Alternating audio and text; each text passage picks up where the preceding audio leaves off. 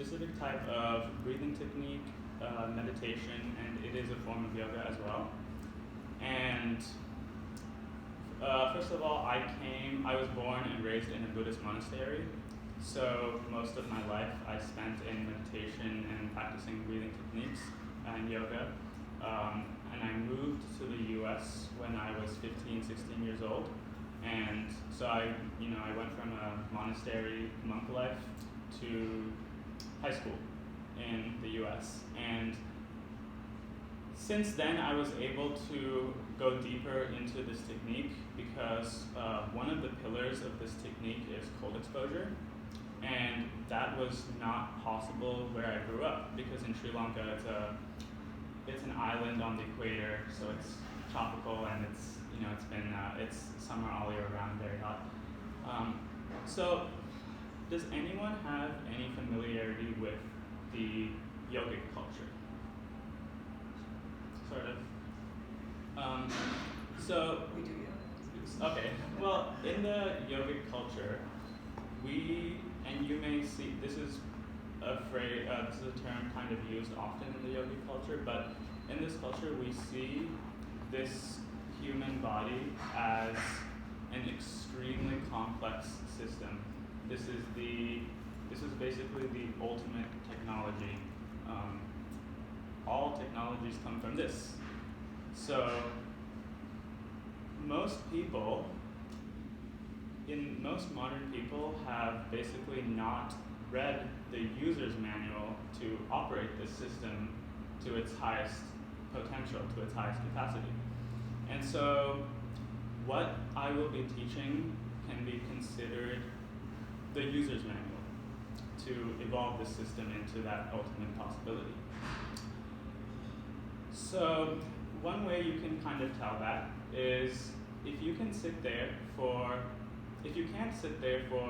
2 to 3 minutes, 10 minutes, without a single thought entering your mind, if these thoughts and emotions enter your mind without permission, then that means that you have yet to find the keyboard.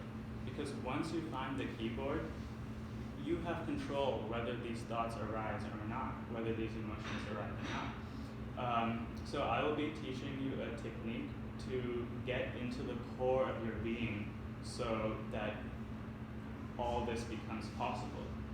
Not just this, but so many other things. So the technique I'm going to be teaching is called the Wim Hof breathing technique. And so you are familiar with it, and you're familiar with it. I've talked about it before. You three are not yet familiar with it. So I'm going to start out with a little story. So Wim Hof, okay, he is a Dutch master. He's in his 60s or 70s right now. And he is responsible for coming to mainstream science and proving to the world the absurd list of benefits that you can get using this specific technique.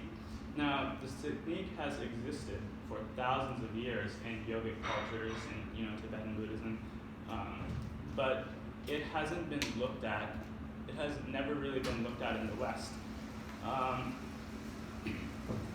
So Wim Hof, he practiced all of these techniques, and he basically combined two forms of breathing, pranayama, which was created by the yogis, and tumo, which was created by the Tibetan monks. And he started to come out to public and tell people, try this technique, you should really try this breathing. There's so many benefits. And of course, people weren't really paying attention to him. People didn't take him seriously because he's just a guy who's coming out with yet another breathing technique. And if you Google breathing techniques, there are hundreds and hundreds of breathing techniques, and it's like, which is actually helpful, which is useful, which actually has the benefits. So because of the fact that people weren't paying attention to him, he started going out into public, and he started doing things. So one of the things that he did was that he climbed Mount Everest wearing only a pair of boxer shorts and nothing else. So this is an incredible feat just by itself, because Mount Everest, there's below freezing temperatures the higher up you climb, and there were certain studies done. Vice did a documentary, and a human can die within 11 minutes if they don't have proper, clothing protection. But he was just able to do it very easily. He submerged himself in ice for over 2 hours. Another thing that was thought to be humanly impossible. He ran through the Sahara Desert with no water.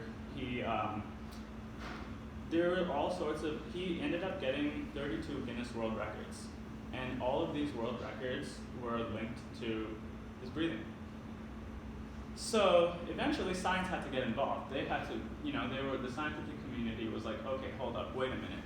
There's something to this breathing. How is this guy doing all of these humanly impossible things? And so, at first, what they thought was that he was some sort of weird genetic anomaly. He had some sort of genetics that allowed him to withstand extreme cold and heat and do all of these things. Turns out he has a twin brother who's not able to do that because he was not practicing this breathing technique. Also, he ended up teaching more and more people, and more research studies started coming out where he would get about 12 to 24 people. He would train them in the technique over a span of 4 days, and on that 4th day, everyone who he taught, they were all able to climb Mount Everest and back just wearing a bathing suit. And so 4 days of training, it showed this extreme change in physiology where you're able to just withstand like the coldest, harshest conditions of nature. So one of the most interesting studies that were done, and I think this is my favorite part of this, is that there was a study. So what he claimed was that he was really going deep into his autonomic nervous system, endocrine system, hormonal system, and he was changing the cellular activity just through his mind, through his body. He claimed that he was able to fight any disease that came up, and so he challenged the scientific community. So here's what they did. They did this study where these 12 people were trained in the technique, and 12 other people were not trained in the technique. And all 24 people were injected with an endotoxin that has 100% infection rate.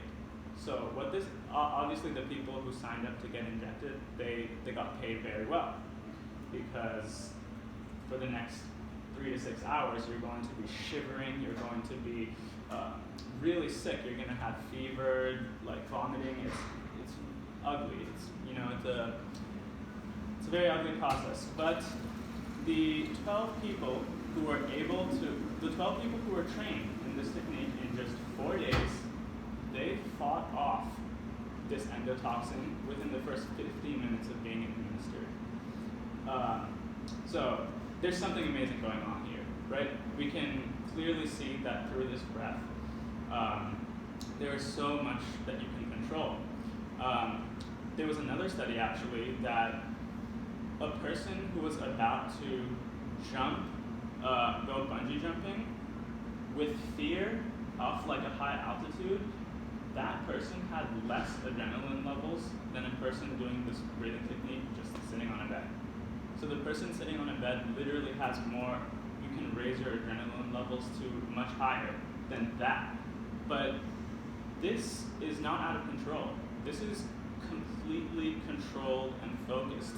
So it really feels good in the body when this happens. So with that being said, I'm going to tell you what the technique is. So this is the technique.